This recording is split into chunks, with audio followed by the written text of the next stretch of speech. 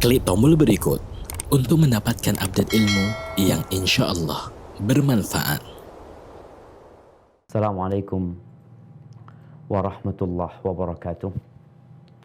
Alhamdulillah alladzi bi ni'matihi tatimmus shalihat. Segala puji bagi Allah Jalla Jalaluh yang karena nikmatnya kebaikan-kebaikan menjadi sempurna. Yang karena rahmatnya niat-niat baik hamba dapat terlaksana. Allahumma salli wa sallim wa zid wa barik wa an'im ala sayyidina wa maulana Muhammadin wa ala alihi wa ashabihi ajma'in. Ya Allah, semoga salawat dan salam senantiasa Engkau curahkan untuk hamba kekasih-Mu, untuk baginda Nabi kita Muhammad alaihi salatu wassalam, untuk keluarga beliau, untuk istri-istri beliau, untuk putra-putri beliau, dan untuk seluruh sahabat Nabi. Semoga Allah meridhain kita bersama mereka. Amma ba'd, jamaah rahimakumullah, khususnya para notaris muslim. Tadi kita menyimak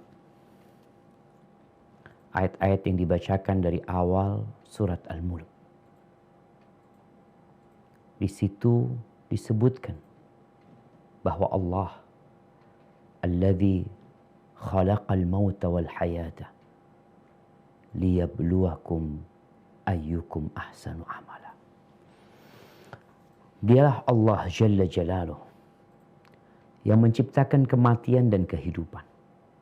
Kita dulu nggak ada. Kita juga nggak pernah mengajukan proposal untuk hadir di bumi ini. Tapi kita ada bukan dengan keinginan kita, tapi karena keinginan Sang Pencipta. Segala fasilitas Dia adakan untuk menjamin berjalannya roda kehidupan. Tapi apa tujuan hidup itu? Yang sebagian kita sampai hari ini tak ubahnya binatang ternak. Ada rutinitas yang dia kerjakan. Dia cari makan. Dia kerja. Dia dapat, dia makan. Dia kawin. Dia punya anak keturunan. Dia buang kotoran. Bas, seperti itu saja. Kalau bicara bekerja, kita ingat kerbau itu pekerja keras. Kalau sekedar kita pekerja keras, maka apa beda kita dengan kerbau? Kerbau punya keluarga. Kerbau juga punya anak. Maka Allah tegaskan di surat Tabarak ini bahwa tujuan Allah menciptakan kematian dan kehidupan adalah liyabluwakum ayyukum ahsanu amala. Untuk menguji siapa di antara kalian yang paling baik amalannya. Ahibati fillah. Kematian akan datang. Cepat atau lambat. Kita semua hanya sekedar menanti giliran. Dan ternyata kematian itu tidak urut. Kalau urut, enak. Karena kita tahu kapan kita akan dipanggil. Namun ternyata kita melihat tidak selalu yang tua mati duluan dari yang muda. Tidak selalu yang sakit mati terlebih dahulu daripada yang sehat. Ahibati fillah, akhir-akhir ini seperti yang disebutkan Nabi SAW, banyak mati mendadak. Banyak. Jadi bicara mati mendadak tuh dari dulu ada. Tapi Rasulullah SAW dalam hadis riwayatkan Imam Tabrani mengatakan, inna min amaratis sa'ah, di antara tanda-tanda akan terjadinya kiamat, ayyadhara mautul fujah. Nampaknya, munculnya, banyaknya mati mendadak. Rawahu Tabrani. Dan sepertinya di masa pandemi ini apalagi, subhanallah. Sebelum pandemi kita sudah melihat kawan kita, klien kita yang mungkin pagi datang ke kantor, sore dikabarin fulan mati. Kok bisa tabrakan? Kadangkala yang terjadi bukan satu orang yang mati mendadak. Satu pesawat mati semua. Padahal di dalamnya ada notaris, di dalamnya itu ada pengacara, mungkin di dalamnya ada PNS, ada buruh. Yang mereka sedang pergi untuk satu tujuan. Bukan untuk kematian mereka pergi. Di bandara yang satunya mereka ditunggu sama keluarga, sama kawan. Mereka sudah booking hotel. Mereka sudah siapkan makan siang. Mereka juga sudah punya rundown acara. Semuanya bubar. Karena mati mendadak. Ahibati fillah. Kalau kita mati mendadak, udah siap belum kita? Sejatinya mati ini gak perlu siap, gak siap. Dia datang tanpa menunggu kesiapan kita. Bukan seperti sebuah acara yang dibuat, yang kalau sudah siap baru dipersilahkan. Fulan udah siap, fadhal, maju ke depan. Allah Azza wa Jalla berfirman di surat Az-Zumar ayat 56 sampai 58 menceritakan tentang manusia-manusia yang mati dalam kondisi belum siap. Dia tidak mempersiapkan diri padahal udah dikasih tahu. Seperti seorang yang udah beli tiket pesawat. Dia sudah datang ke bandara. Dia sudah ambil tiket. Dia sudah di ruang tunggu. Dikatakan kepada dia, bentar lagi engkau mau berangkat loh. Jangan kemana-mana. Engkau di sini aja.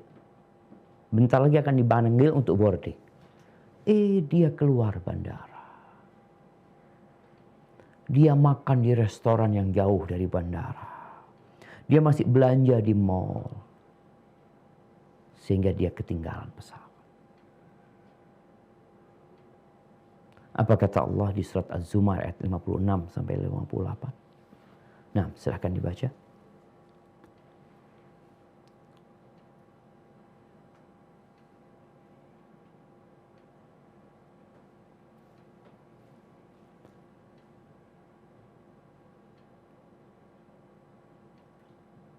Nah, ada yang mau baca di sana?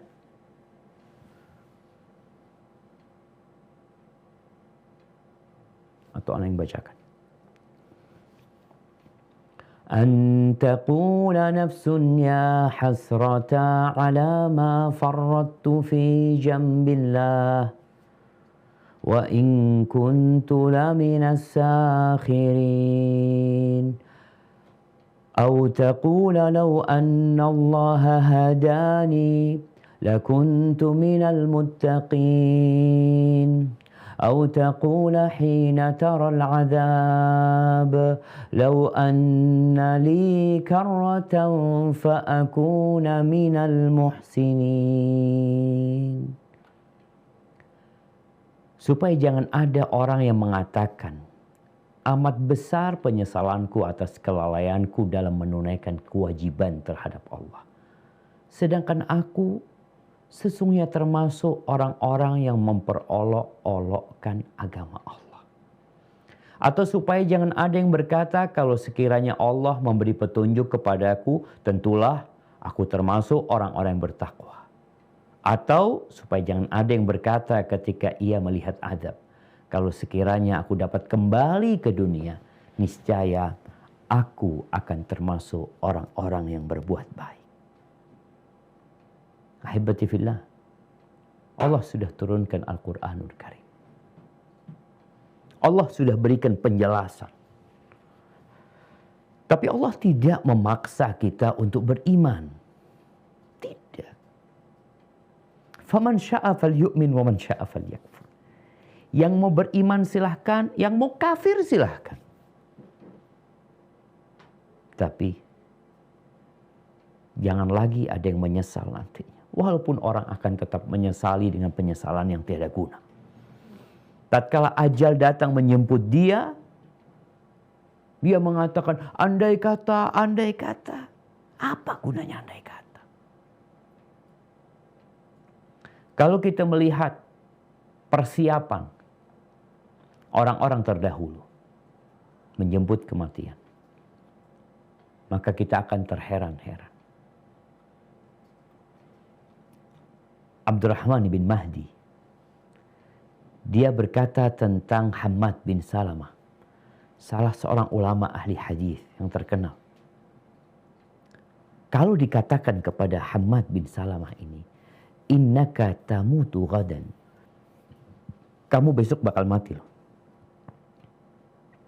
Ma qadira an yazida fil amali syai'an.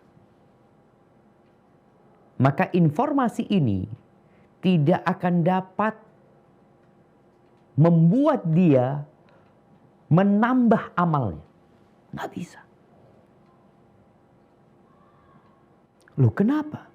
Karena semua waktu dia sudah berisi amal soleh. Nggak ada waktu dia yang sia-sia. Tidak seperti kita. Kita yang sok sibuk, sok banyak pekerjaan, sok ini, itu. Kalau dikatakan kepada kita, kamu besok mati, maka kita akan tinggalkan semua pekerjaan kita. Kita akan fokus beribadah kepada Allah Azza wa Jalla. Bagaimana kita tatkala mendapat berita tentang seorang yang divonis sama dokter, dia kira-kira umurnya tinggal 3 bulan, tinggal 2 bulan, Masya Allah. Kita akan melihat orang itu berubah menjadi lebih baik. Dia sedekahkan hartanya, dia berbagi, dia mulai minta maaf sama fulan, minta maaf sama orang tua, minta maaf sama kawan-kawan. Ada apa engkau? Saya divonis mati sama dokter. Sebenarnya kita nih udah divonis mati sama Allah Azza wa Jalla. Allah Azza wa Jalla mengatakan kepada Nabi alaihi salatu wassalam, innaka mayyitun wa innahum mayyitun. Sesungguhnya engkau mayit dan orang-orang itu mayit. Subhanallah. Dahulu ada akad yang dibuat antara 2 orang. Ini notaris suka bikin akad ya. Ditulis di situ, ini jual beli yang dilakukan oleh mayit fulan dan mayit fulan. Kata, loh engkau kok bilang mayit? Iya. Kita sebenarnya orang-orang yang sudah divonis mati. Tapi kita sering lupa. Kita punya angan-angan yang panjang sekali. Kita ingin ini, ingin itu. Mungkin para notaris sering melihat. Dia membuatkan akad buat fulan jual beli. Rumah, tanah yang besar. Dan ternyata orang yang akad itu nggak pernah ambil akte jual beli. Nggak pernah. Kenapa? Yang ngambil anaknya. Mati bapaknya. Tidak pernah merasakan tinggal di rumah yang dibeli sama dia. Dan kebanyakan kita memang belum siap. Mansur bin Zadan, salah seorang alim ulama juga. Lau qila lahu, kalau dikatakan kepada Mansur bin Zadan ini, inna malakal maut alal bab. Malaikat pencabut nyawa di pintu nih sekarang. Maka indahu ziyadah fil amal. Dia nggak bisa nambah amalan apa-apa. Dia akan tetap seperti itu. Karena waktu dia sudah penuh dengan ketaatan. Ahibati fillah, berapa banyak orang-orang yang kita kenal. Orang-orang yang kita cintai yang pergi meninggalkan kita tanpa pamit. Mereka tidak pernah kembali. Ahibati fillah. Kullu nafsin dha'iqatul maut. Semua yang bernyawa itu pasti merasakan kematian. Baik, yang masih hidup Allah ingatkan wa nabluukum bisyarri wal khairi fitnah wa ilaina turja'un. Dan kami menguji kalian dengan keburukan dan kebaikan. Kondisi sulit itu ujian. Kondisi enak juga ujian. Fitnah itu benar-benar cobaan yang Allah berikan. Sebagian kita lebih sering memandang kepada kesulitan itu cobaan. Saya sedang dicoba sama Allah, saya punya masalah. Loh, kalau engkau sedang punya rizki, apakah engkau merasa tidak sedang dicoba sama Allah? Ketika karirmu sebagai notaris, naik lagi. Masya Allah, engkau punya ramai pelanggan. Apakah engkau merasa engkau tidak sedang diuji? Itu ujian. Bahkan sebagian orang itu mampu menghadapi ujian kemiskinan, ujian kesulitan. Kita sering melihat orang kalau lagi susah tuh sholat malam. Orang kalau lagi ditimpa musibah, dia itu puasa Senin Kemis. Dia berangkat ke masjid, dia di shaf pertama. Dia nggak berhenti berzikir mengingat Allah Jalla Jalaluh. Ini ketika dikasih ujian kemiskinan. Tapi boleh jadi nih orang kalau dikasih ujian kekayaan, kemapanan, kelancaran rizkinya, jabatan, kedudukan, nggak lulus dia. Nggak lulus. Seperti Qarun. Siapa yang tidak kenal dengan Qarun? Dia tidak diuji dengan kemiskinan. Dia tidak diuji dengan penyakit yang menimpa dia. Dia diuji dengan harta yang berlimpah. Apa kata dia tatkala diperintahkan untuk berbuat baik, untuk menolong orang lain, untuk tidak berbuat kerusakan di muka bumi ini, dia bangga dengan apa yang dia miliki. Dia mengatakan innama utituhu ala ilmin indi. Aku dapat seperti ini karena ilmu yang diberikan kepada aku. Karena Allah tahu aku pantas mendapatkannya. Oh, congkak banget engkau. Engkau siapa? Apa yang terjadi dengan Qarun? Allah matikan Qarun secara mendadak. Padahal orang-orang yang melihat kekayaan Qarun tuh, mereka sudah melihat Qarun keluar dari rumahnya dengan hartanya, dengan dayang-dayangnya. Dikatakan dia punya 300 dayang-dayang mendampingi dia. Kita tuh kalau ngeliat Crazy Rich sekarang ya, kita jadi kepingin, ya Allah mobilnya bagus banget ya. Kita akan bajunya, jamnya, handphonenya, tasnya. Qarun, tahu-tahu keesokan harinya habis sudah. Tidak ada di atas bumi ini. Dia tidak digotong untuk dikuburkan. Tapi Allah mengatakan, فَخَسَفْنَا بِهِ وَبِدَارِهِ الْأَرْضِ. Kami benamkan dia dan rumahnya di dalam bumi. Sehingga dia jadi pelajaran sampai hari ini. Kalau ada orang menemukan harta yang terpendam, mereka mengatakan harta Qarun. Mana Qarunnya? Ahibati fillah. Kematian adalah rahasia yang kita nggak tahu. Kadangkala ada tanda-tandanya, seperti orang sakit, orang mulai sesak nafas. Ada yang kayaknya ya Allah mati, kayaknya mau mati fulan ini itu, akhirnya keluarganya datang, anak-anaknya dipanggil dan betul mati. Tapi banyak juga yang nggak ada tanda-tandanya. Anak-anaknya masih di luar kota bekerja semuanya. Tahu-tahu ada yang telepon, ibumu meninggal dunia. Ada anak-anak yang diharapkan panjang umur, yang orang tuanya telah merajut mimpi buat anak-anaknya, membangun cita-cita yang luhur, ingin anak-anak ini menjadi seorang notaris yang handal, melanjutkan perjuangan bapaknya umpamanya, atau berpikir karena di situ ada uang yang mudah didapatkan. Tapi ternyata anak itu mati karena tenggelam di kolam renang. Gak ada tanda-tandanya.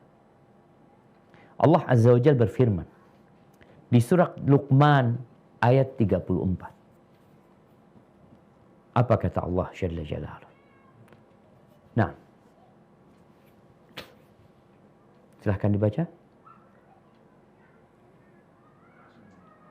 Masih di mute kayaknya. Nah, Ayat berapa Ustaz? ayat 34.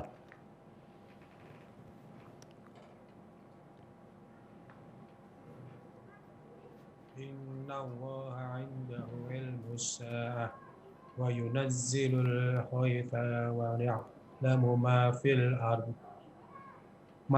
arhami wa ma tadri nafsum mada taksibu ghadan wa ma tadri nafsum bi ayyi ardin tamutu inna Allah alimun khabir.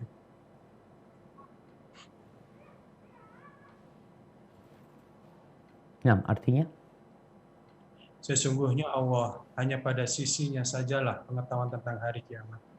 Dan dialah yang menurunkan hujan dan mengetahui apa yang ada dalam rahim. Dan tiada seorang pun yang dapat mengetahui dengan pasti apa yang akan diusahakannya besok. Dan tiada seorang pun yang dapat mengetahui di bumi mana dia akan mati. Sesungguhnya Allah Maha mengetahui lagi Maha mengenal. subhanallah. Itu kunci-kunci ilmu gaib yang tidak ada yang mengetahui kecuali Allah Jalla Jalaluhu. Ahibati fillah.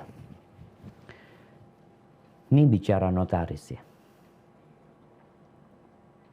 Ada sebuah petunjuk dari Nabi alaihi salatu wassalam. Itu yang berkaitan dengan wasiat. Karena kita nggak tahu kapan kita mati, maka kita perlu menulis wasiat. Wasiat itu ada yang wajib, ada yang anjuran, ada yang mubah.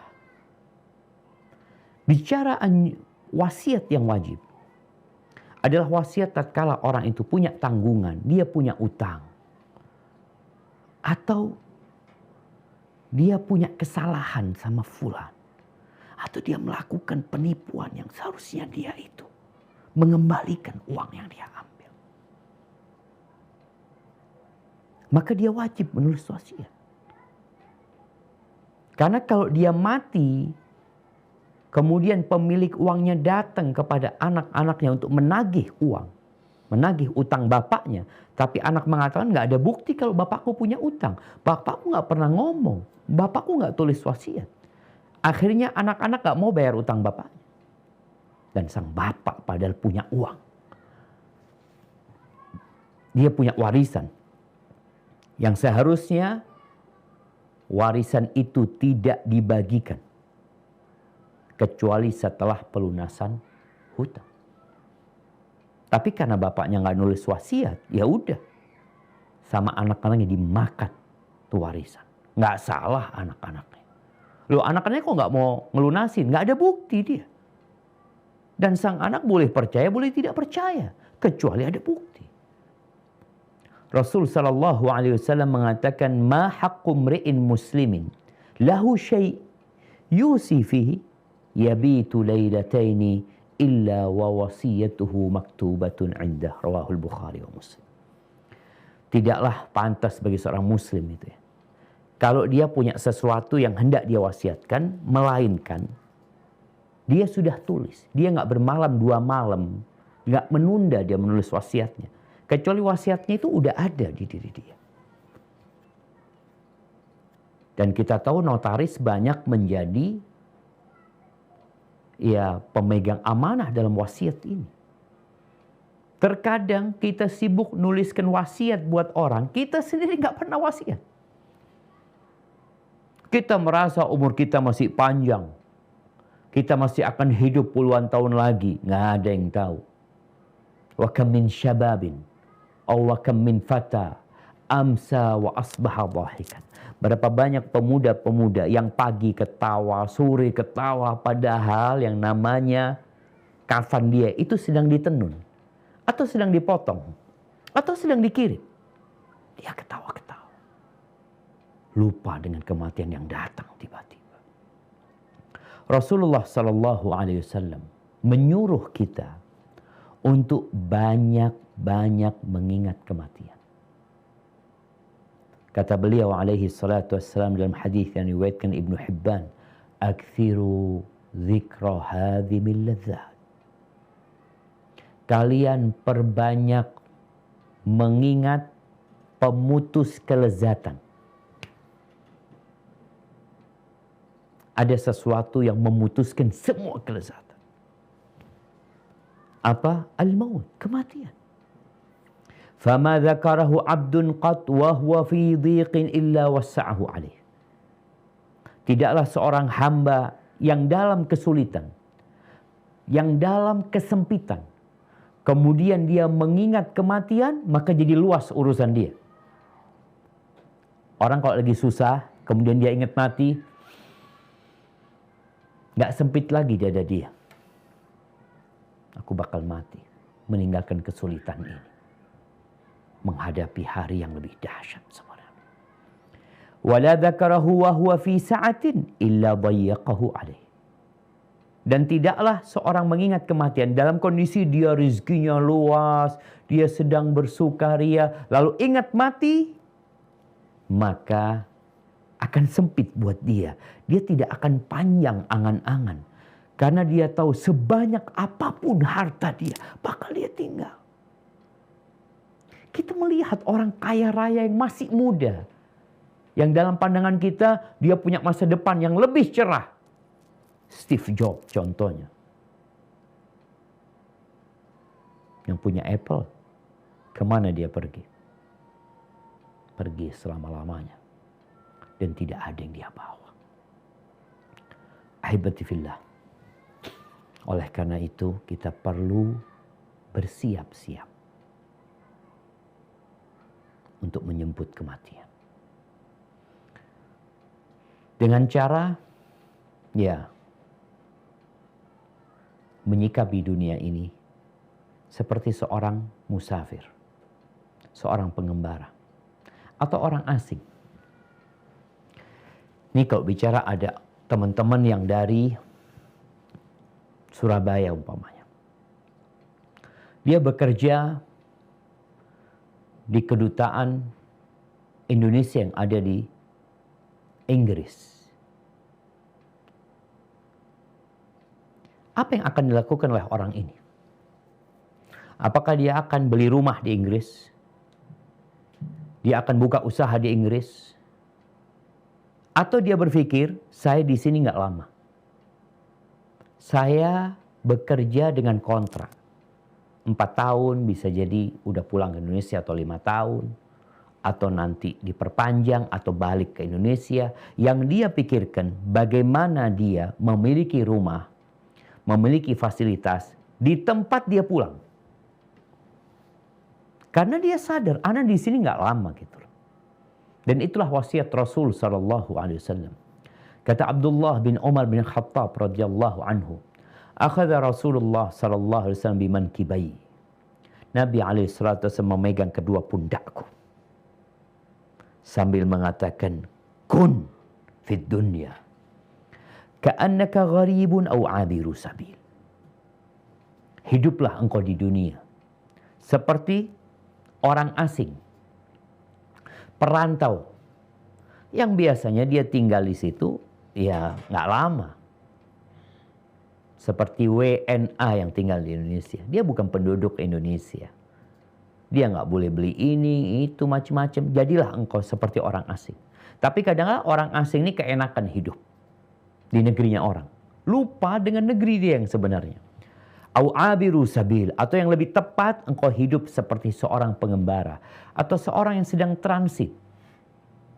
Bayangin ya. Ketika kita berangkat dari Indonesia mau ke Mekah.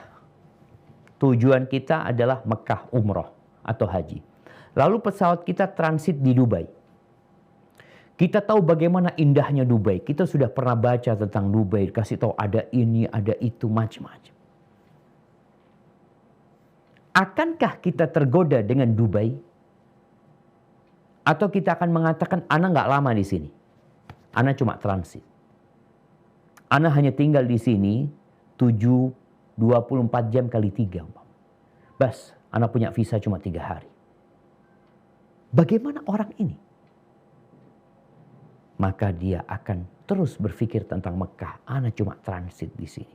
Apapun yang dia beli, dia akan bawa ke Mekah. Apapun yang dia usahakan, bagaimana itu sampai ke Mekah.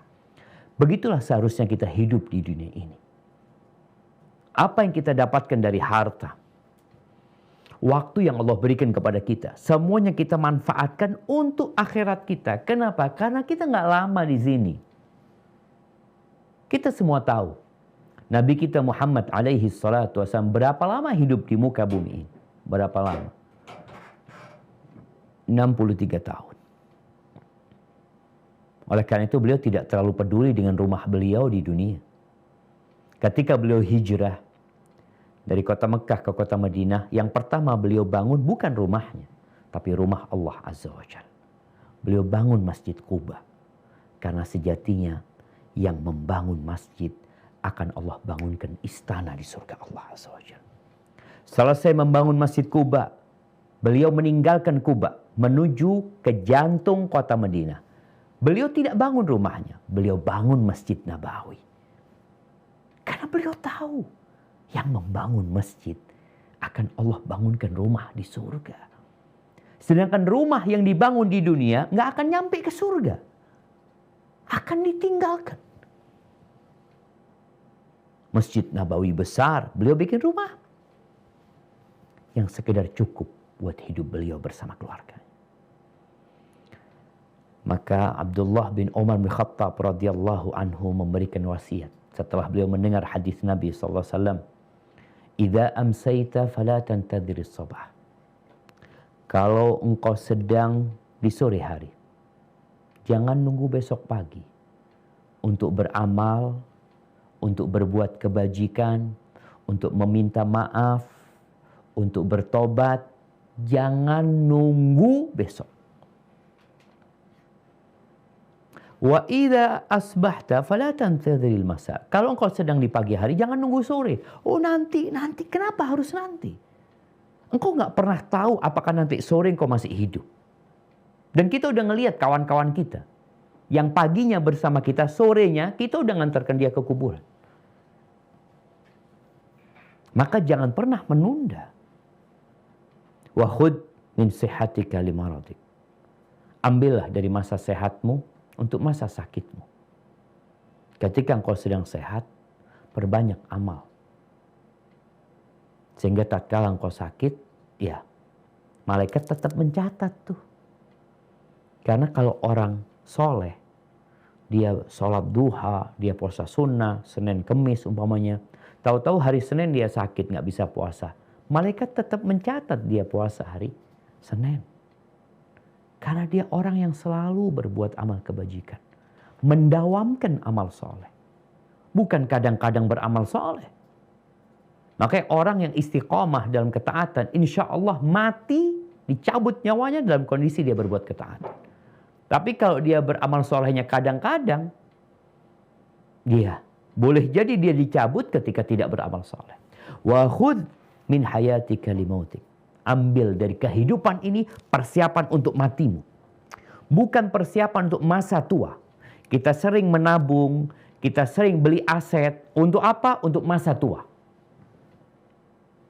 Oh bagus beli tanah situ. Ya antum kok banyak asetnya. Iya, persiapan buat masa tua. Kata Abdullah bin Umar bin Khattab, wa khudh min hayatika limautik. Engkau ambil, engkau persiapkan dalam kehidupan ini. Beli aset ini itu untuk apa? Untuk kalau engkau mati. Maka disebutkan dalam sebuah hadis yang diriwayatkan Imam Tirmidzi. Al-Kais. Man dana nafsahu wa amila lima ba'dal maut. Orang yang cerdas. Apakah orang yang jadi notaris? Apakah orang yang jadi bupati itu orang cerdas? Jadi gubernur? Jadi presiden? Jadi menteri? Al-Kais. Man dana nafsahu wa amila lima ba'dal maut. Orang yang cerdas adalah orang yang suka mengevaluasi dirinya. Pedagang-pedagang sukses tuh, hampir setiap tutup buku selalu dia evaluasi. Ada yang menghitung-hitung hasilnya itu tiap malam. Tutup tokonya dihitung dulu semuanya. Besok seperti itu. Orang yang cerdas yang selalu dia menghisap dirinya. Dia bermuhasabah dengan dirinya. Dan beramal bukan untuk masa tua. Tapi untuk yang setelah kematian. Kenapa? Kalau engkau mati, engkau akan ditinggal sama keluargamu. Kalau engkau seorang wanita, seorang ibu, maka putri putramu nggak ada yang mau mendampingi. Suamimu apalagi?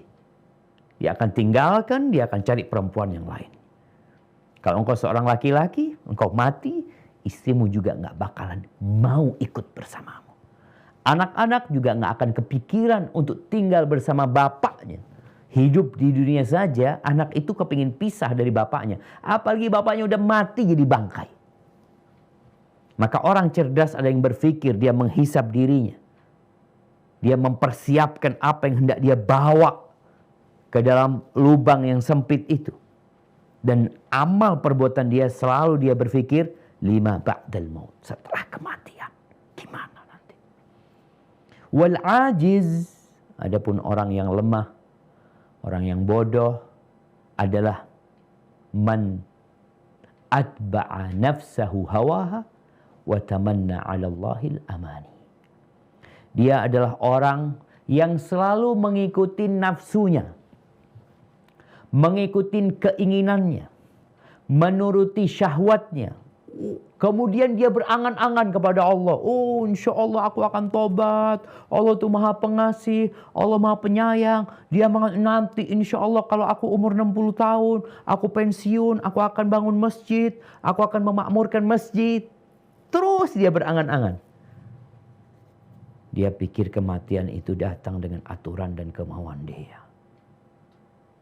Padahal tatkala dia terus berbuat dosa dan dia berangan-angan untuk bertobat, hatinya akan keras. Dikasih nasihat nggak masuk. Mau didatangkan 1.000.000 ustadz, udah keras hatinya. Bahkan ada yang kebalik hatinya. Ahibati fillah. Abdullah bin Abbas radhiyallahu anhuma, dia meriwayatkan hadis dari Nabi sallallahu alaihi wasallam, di mana Nabi mengatakan alaihi salatu wasallam, igtanim khamsan qabla khamsin. Hendaklah engkau memanfaatkan 5 perkara sebelum datang 5 perkara yang lainnya. 5 sebelum 5 yang lainnya datang. Hadis ini diriwayatkan oleh Al-Hakim. Apa 5 perkara tersebut? Syababaka qabla haram. Masa mudamu sebelum engkau tua. Jadi, kelak pada hari kiamat ada pertanyaan khusus tentang masa muda. Karena waktu ini waktu yang spesial. Waktu ketika engkau sehat. Engkau memiliki energi. Tidak seperti tatkala engkau tua. Lututmu kuat. Ya. Badanmu kuat. Nafasmu kuat. Engkau gunakan buat apa masa muda itu? Maka sebelum engkau tua, manfaatkan masa mudamu. Jangan nunggu tua baru mau belajar ngaji. Jangan nunggu tua baru mau menghafal Al-Quranul Karim. Ini kesempatan. Yang masih muda, hafalkan Quran. Paling tidak 1 tahun kau hafalkan 1 surat. Setahun 1 surat. Mampu nggak? Jadi notaris muslim ini kalau bisa yang umurnya 40 tahun, dia 40 surat hafal. Yang umurnya 45 tahun, dia hafal 45 surat. Jangan cuma ngafalin undang-undang. Undang-undang ini, oh ini pasal sekian, pasal sekian. Engkau hafalkan Quran. Aduh Ustaz sudah tua, jangan nunggu tua. Maka Nabi SAW katakan syababak ketika engkau masih muda. Sebelum engkau tua. Kemudian kalau bicara 1 tahun 1 surat, ya Allah, masa nggak bisa? Jadi kalau membawa nama notaris muslim, ya tunjukkan keislamanmu. Paling tidak dibikin aturan notaris muslim itu sesuai dengan umurnya. Fulan umur berapa? 50 tahun. Oh, 50 surat. Juz amma itu, 1 juz itu terakhir, itu 37 surat. Tinggal nambah Al-Mursalat, nambah Al-Insan, nambah Al-Qiyamah, 40. Orang umur 40 tahun paling tidak, notaris muslim 40 tahun, hafalannya itu sampai mana? Sampai surat Al-Qiyamah. Apa nggak bisa? Engkau ketika sekolah puluhan buku, lembaran-lembaran itu dihafal, dipelajari. Untuk cari apa? Dunia. Sekarang kita berpikir akhirat. Dunia pun bawa ke akhirat. Maka masa mudamu sebelum engkau tua. Kalau sudah tua berat. Tapi nggak ada kata terlambat. Semua insya Allah masih bisa. Yang kedua, wasihataka qabla saqami. Ketika engkau sehat sebelum engkau sakit. Berapa banyak orang yang umroh atau haji, ketika dia sehat dia nggak punya niat umroh. Dia ngomong nanti. Umroh dan haji itu butuh kekuatan loh. Makanya di Indonesia banyak orang yang berangkat umroh atau haji khususnya itu sudah resiko tinggi. Secara umur sudah sepuh, secara kondisi fisik udah sakit-sakitan. Kemana ketika engkau muda? Kemana ketika engkau sehat? Ketika punya uang, oh beli tanah, beli rumah, daftar haji lah. Ini persiapan buat kematian. Punya duit, beli mobil. Punya duit lagi, ganti mobil. Loh, jangan ganti mobil, tetap mobilnya kan cukup udah. Punya mobil tuh nggak wajib. Punya rumah tuh nggak wajib. Tapi engkau berangkat haji, engkau punya uang, engkau punya kemampuan, wajib engkau berangkat haji. Maka ketika sehat jangan nunggu sakit. Wa ghinaka qabla faqrik. Ketika engkau kaya, engkau punya uang sebelum engkau miskin. Nih, orang-orang kalau punya uang, pikirnya jalan-jalan sana. Engkau sedekah, engkau bangun masjid. Engkau punya uang, bangun masjid sekarang. Jangan nunggu miskin mengatakan, ya Allah kalau aku punya fulus ya, aku kepingin sedekah seperti fulan. Kemarin engkau punya uang. Kemana? Wa faraghaka qabla syughlik. Dan ingat waktu luangmu, waktu kosongmu sebelum datang kesibukan. Ternyata waktu kosong itu, masa pengangguran itu nikmat loh. Orang ketika di PHK, ketika dia nggak punya pekerjaan, dia dirumahkan, tuh nikmat. Nikmat dari mana Pak Ustadz? Engkau punya waktu untuk menghatamkan Al-Quranul Karim. Engkau punya waktu untuk sholat duha. Engkau punya waktu untuk ikut kajian. Engkau punya waktu untuk iktikaf di masjid. Engkau punya waktu untuk berzikir, untuk berdoa. Tapi orang kadangkala ketika dikasih waktu kosong sama Allah, malah dia gunakan untuk kemaksiatan. Manfaatkan untuk ketaatan. Ini nikmat. Kalau engkau sudah kerja, ya Allah nggak bisa sholat duha Ustaz, soalnya di kantor tuh masuk dari jam 7 ya Ustaz ya. Terus kerjaan kerja sampai zuhur, kita mau qobliyah zuhur aja susah. Kemarin engkau dirumahkan, apakah engkau sholat duha? Apakah engkau sholat qobliyah, sholat ba'diyah? Apakah engkau baca Al-Quranul Karim? Maka yang sekarang sedang pengangguran. Yang sekarang sedang nggak punya, kayak di kantor nggak ada klien, nggak ada apa, nganggur nih, ngapain? Manfaatkan untuk ketaatan. Baca Quran sebelum datang kesibukan. Kemudian wahayataka qabla mautik, hidupmu sebelum kau mati. Bertobatlah kepada Allah. Jangan nunggu nanti. Perbanyak sedekah, karena orang tuh kalau sudah datang ajal kepada dia ingin sedekah. Allah Azza wa Jalla mengatakan di surat Al-Munafiqun ayat 9 dan 11. Apa kata Allah Jalla Jalla berkaitan dengan sedekah nih, orang kalau engkau punya rezeki nih ketika engkau masih hidup sebelum datang kematian kepadamu. Nah, silakan dibaca.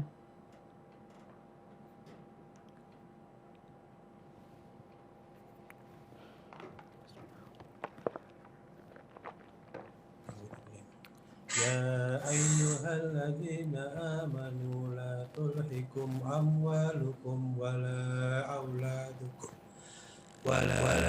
أولادكم عن ذكر الله ومن يفعل ذلك فأولئك هم الخاسرون. Hei orang-orang yang beriman, janganlah harta-hartamu dan anak-anakmu melalaikan kamu dari mengingat Allah. Barang siapa yang berbuat demikian, maka mereka itulah orang-orang yang rugi.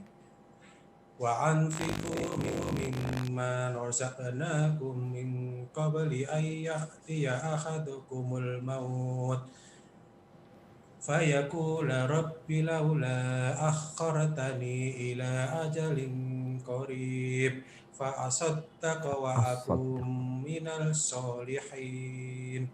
Dan belanjakanlah sebagian dari apa yang telah kami berikan kepadamu sebelum datang kematian kepada salah seorang di antara kamu. Lalu ia berkata, ya Tuhanku, mengapa engkau tidak menangguhkan kematianku sampai waktu yang dekat, yang menyebabkan aku dapat bersedekah dan aku termasuk orang-orang yang soleh. وَلَنْ يُؤَخِّرَ اللَّهُ نَفْسًا إِذَا جَاءَ أَجَلُهَا وَاللَّهُ خَبِيرٌ بِمَا تَعْمَلُونَ. Dan Allah sekali-sekali tidak akan menangguhkan kematian seseorang apabila datang waktu kematiannya, dan Allah Maha mengetahui apa yang kamu kerjakan. Subhanallah. Tuh orang kalau udah datang kematian dia kepingin sedekah. Kepingin hasil jerih payah dia tuh dia bawa ke kuburan. Tapi udah selesai. Datang kematian. Gak sempet sedekah dia. Gak sempet berbagi. Duitnya banyak. Asetnya banyak. Tapi rumah di surga belum punya. Di antara uang yang dia milikin hanya berapa persen mungkin yang dia sedekah. Maka perbanyak sedekah sebelum datang kematian kepada kita. Dan bicara taubat, jangan menunda-nunda taubat. Kita perlu belajar lagi. Mana sih yang dosa dan mana yang bukan dosa. Dan ingat, syarat taubat itu ada 3+1. Yang pertama adalah menyesali perbuatan yang dia lakukan. Gimana dia akan menyesali kalau dia nggak tahu yang dia lakukan adalah dosa? Seperti orang-orang yang makan riba, yang bekerja di tempat riba. Kadang-kala dia merasa nggak dosa gitu. Saya tidak mendolimin orang loh Pak Ustaz. Saya kerja dengan keringat saya, capek saya. Yang kedua, meninggalkan perbuatan itu. Karena ada orang yang menyesali tapi dia nggak meninggalkan pekerjaan itu. Dia masih berada di tempat itu. Yang ketiga, dia bertekad untuk tidak mengulangi. Bukan tidak mengulangi, tapi bertekad untuk tidak mengulangi. Kalau urusannya kita melakukan kezaliman dengan orang. Dan sepertinya para notaris harus lebih berhati-hati. Anda baca notaris itu tidak boleh berpihak. Ya. Seharusnya seperti itu. Tapi kalau bicara kebenaran, dia harus membela kebenaran tersebut. Kalau ternyata dia membuat akad palsu, mungkin ada saksi palsu, atau membuat akte palsu yang dia bisa lakukan itu. Orang tuh jadi wasiat dia umpamanya, ada orang wasiat berapa persen, dia ganti, dia tambahin, bisa dia lakukan. Kalau dosa yang dia lakukan berkaitan dengan kezaliman kepada orang lain, baik tentang kehormatan orang tersebut, atau harta orang tersebut, atau darah orang tersebut, maka dia harus meminta maaf atau minta dihalalkan sama orang tersebut. Maka jangan sampai akhirnya Kita merasa sudah bertobat, memperbanyak istighfar, tapi ternyata syarat dan ketentuan belum terpenuhi. Ahibati fillah. Yang terakhir, berdoalah memohon kepada Allah Azza wa Jalla agar Allah mematikan kita husnul khatimah.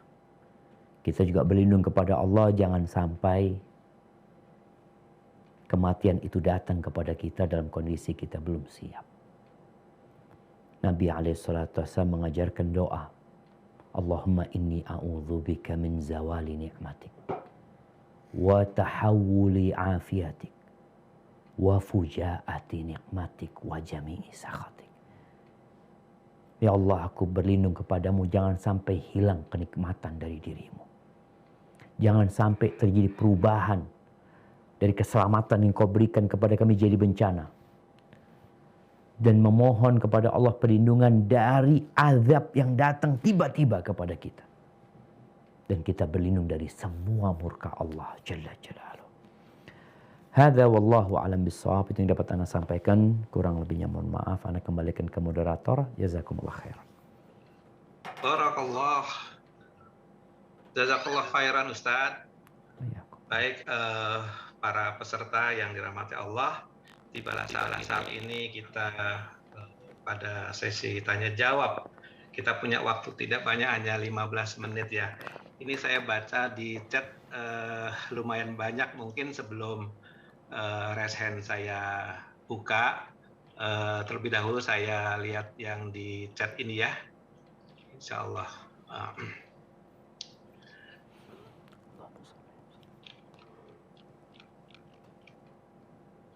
Ustadz, 50.000 tahun sebelum langit dan bumi Allah ciptakan, Allah telah menetapkan takdir termasuk kematian.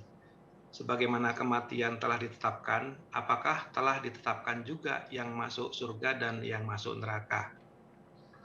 Tafadhol Ustaz. Masya Allah. Nah, ahibati fillah.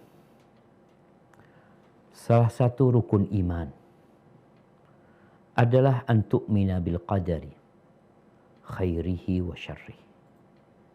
Engkau harus beriman dengan takdir yang baik dan yang buruk. Inna kulla syai'in khalaqnahu biqadar. Kata Allah, semuanya kami ciptakan dengan ukuran. Bagaimana dengan masalah kematian? Dengan masalah surga dan neraka? Ketahuilah bahwa yang pertama Allah ciptakan sebelum langit dan bumi ini ada, Allah menciptakan pena. Lalu Allah mengatakan kepada pena itu, uktub, tulislah semua yang bakal terjadi sampai hari kiamat. Jadi Allah Jalla Jalaluh itu mengetahui. Ingat, Allah Jalla Jalaluh itu memiliki ilmu tentang apa yang akan terjadi. Allah tahu besok pagi itu akan ada berapa orang yang mati. Di mana mereka mati? Allah tahu dengan jumlah daun-daun yang akan jatuh malam hari ini. Allah tahu dengan jumlah bayi-bayi yang akan lahir esok hari. Dan Allah pun tahu bagaimana kondisi bayi itu. Apakah dia akan keluar dari perut ibundanya dalam kondisi sehat?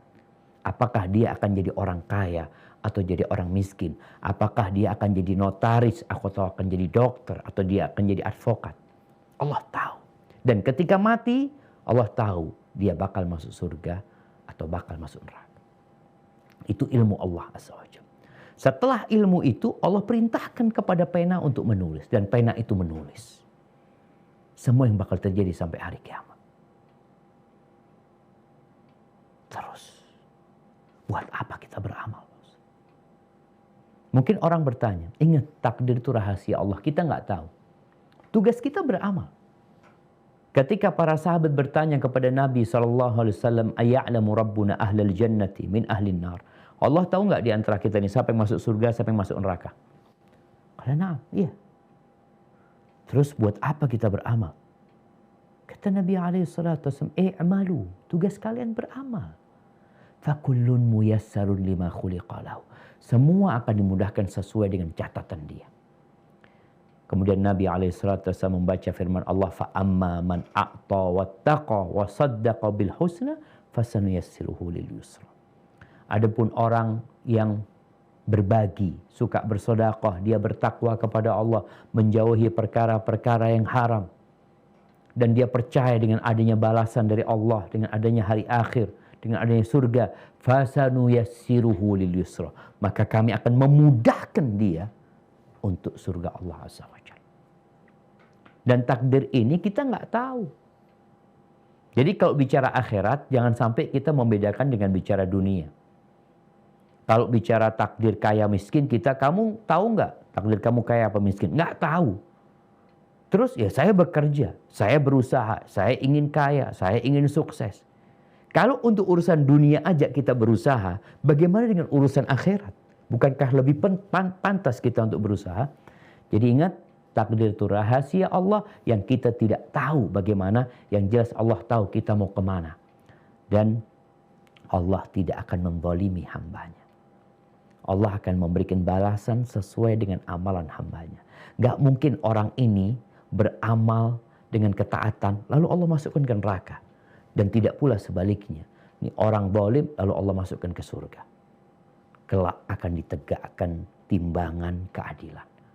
Tugas kita beramal. Barakallahu fikum. Barakallah Ustaz. Ini akhwat yang bertanya Ustaz, Anissa Aprianti. Ana izin bertanya, Ana pernah merasa ketakutan mati hampir sebulan. Yang Ana rasakan nggak bisa tidur, gelisah, tapi Ana rasa itu malah membuat Ana takut untuk baca Quran, takut untuk sholat, lagi sholat menangis. Apakah itu termasuk was-was syaitan ya Ustaz? Barakallah. Nah, barakallahu fikum. Iya, ahibati fillah. Jadi di antara yang perlu kita persiapkan untuk menghadapi mati ini adalah berbaik sangka sama Allah Azza wa Jalla. Kata Nabi SAW, Allah berfirman, Ana inda dhanni abdi bi. Aku itu bergantung dengan prasangka hambaku kepadaku. Kalau seorang mengingat kematian, kemudian dia nggak sholat, dia nggak baca Quran, berarti dia sedang buruk sangka sama Allah SWT. Dan ini was-was syaitan. Dia ditakut-takutin, tapi membuat orang ini malah nggak takut. Kalau engkau takut, engkau seharusnya mempersiapkan diri. Kematian ini, subhanallah ya. Qul innal mauta alladhi tafirruna minhu fa innahu mulaqikum. Ketahuilah, kematian yang kalian hendak lari darinya, dia akan menghadapi kalian. Jadi kita mau lari ke kanan, mau lari ke kiri, semakin kencang lari kita, kematian itu juga sudah ada di depan kita gitu loh. Jadi tatkala kita mengingat kematian itu, yang seharusnya kita lakukan adalah berbaik sangka sama Allah. Dia bertobat. Dia yakin Allah itu maha menerima tobat. Dia membaca Al-Quranul Karim. Dia tahu dengan setiap huruf itu ada 10 kebaikan. Kalau bicara aku banyak dosa Pak Ustadz, engkau tahu ada yang membunuh 100 orang. 100 orang dia bunuh. Ketika dia bertobat, Allah terima tobatnya. Ada 2 dosa besar yang tidak kita sadari. Yang pertama, berputus asa dari rahmat Allah. Itu dosa besar. Engkau berarti menganggap Allah itu tidak pengampun dan pengasih.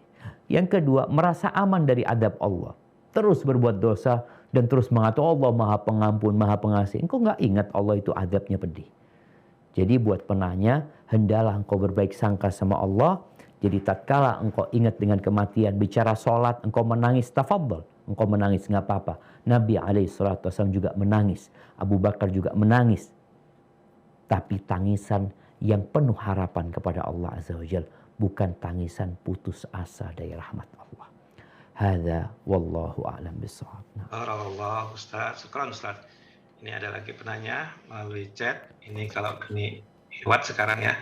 Ustaz, sudah dipastikan bahwa kita akan mati, tapi kenapa kita selalu khawatir akan rezeki kita untuk hari esok? Bahkan kadang khawatir dengan cara masa depan. Mohon ilmunya Ustadz, bagaimana untuk mengantisipasinya? Nah, mahibbati fillah, kekhawatiran dengan masa depan, kekhawatiran dengan hari esok, itu adalah ujian dari Allah buat kita. Ujian keimanan kita. Sebenarnya kalau bicara rizki dan ajal itu selalu bersamaan. Rasulullah Sallallahu Alaihi Wasallam mengatakan, Inna ruhal qudus nafatha fi ru'i. Sesungguhnya Jibril alaihissalam menghembuskan di sanubariku. Anna nafsa lan tamut. Bahwa manusia itu tidak akan mati. Nggak bakalan mati manusia itu. Hatta tastawfiya rizqaha wa ajalah. Sampai rizki dan waktunya udah habis. Jadi dia nggak bakalan mati kecuali rizkinya habis, waktunya habis.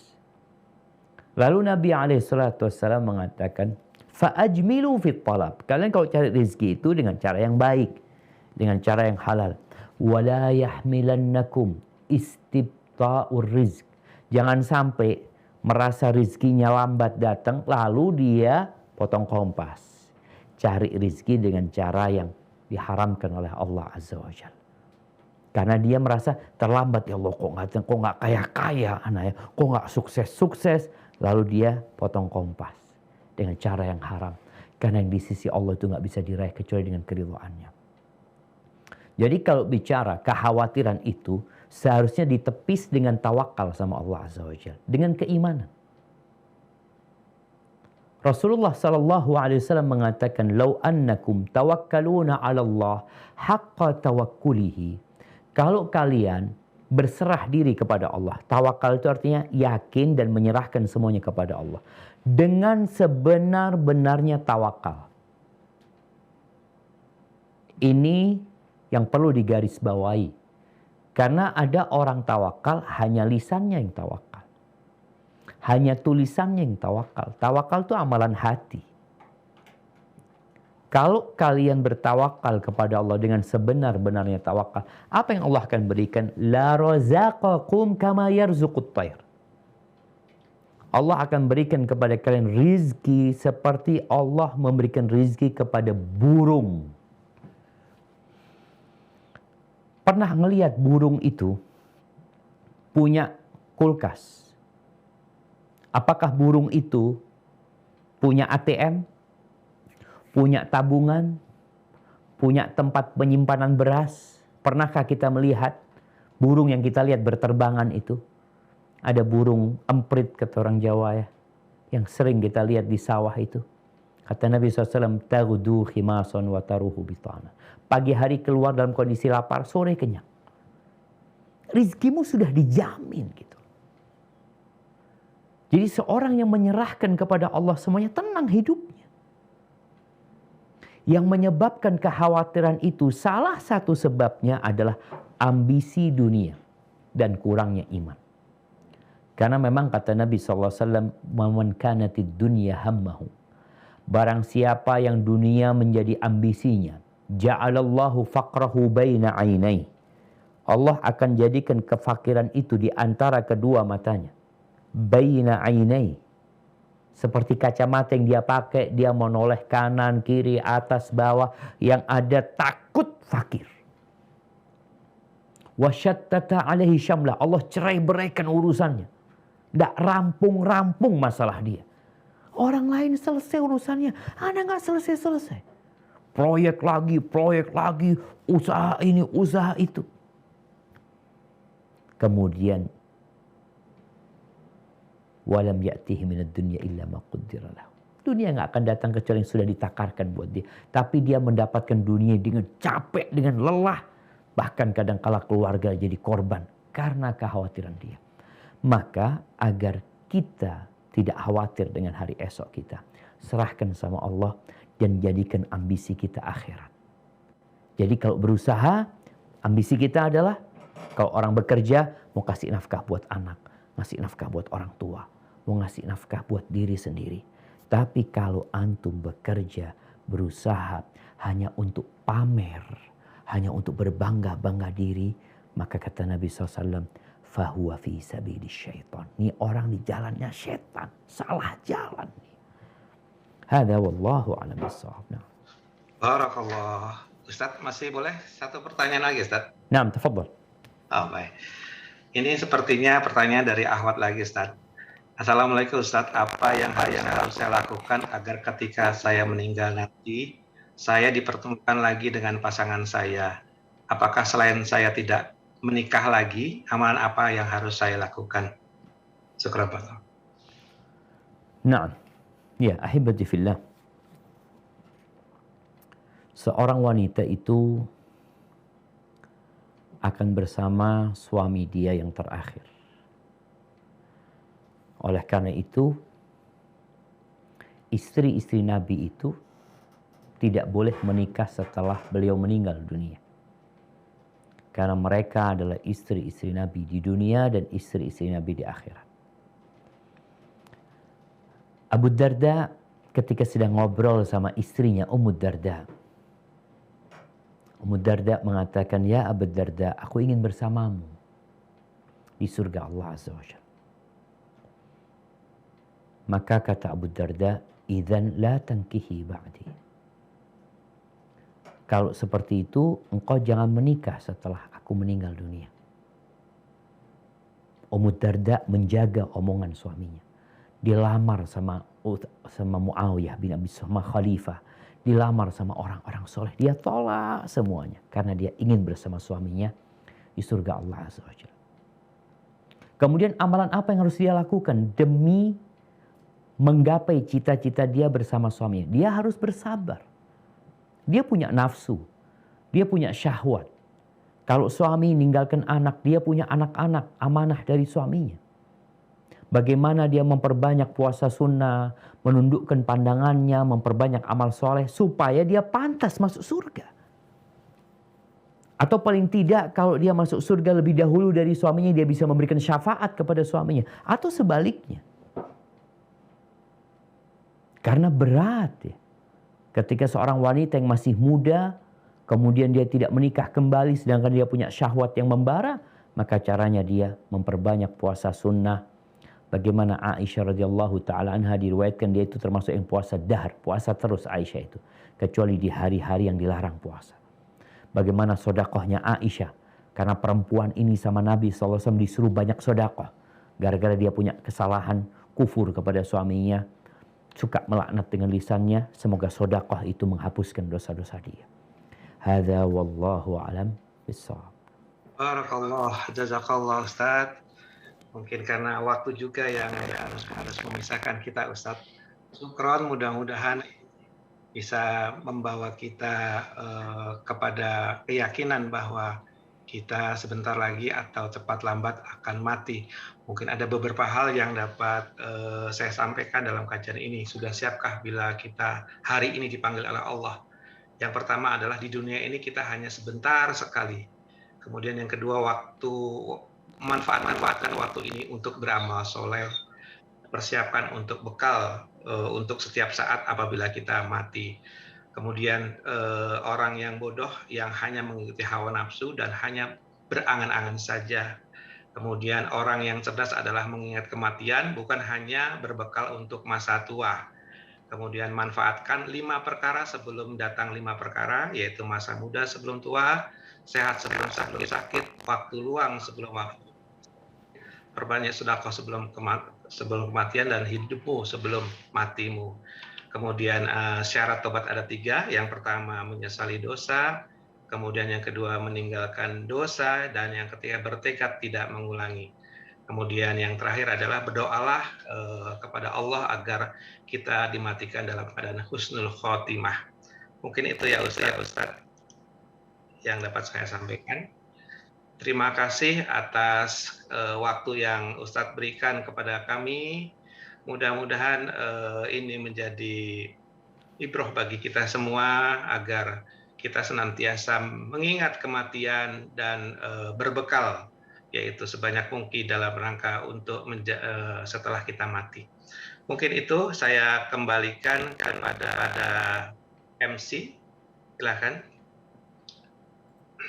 Terima kasih Ustadz Arli.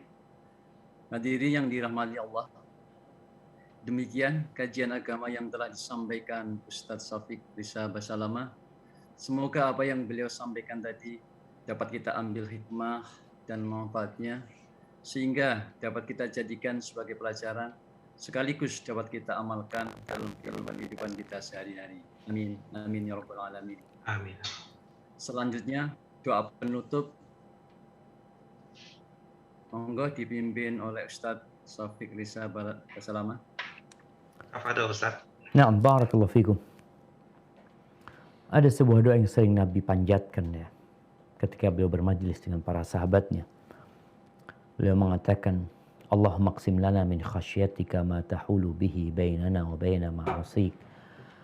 Wa min ta'atika ma tuballighuna bihi jannatak. Wa min al-yaqini ma tuhawwinu bihi alaina masa'ib ad-dunya.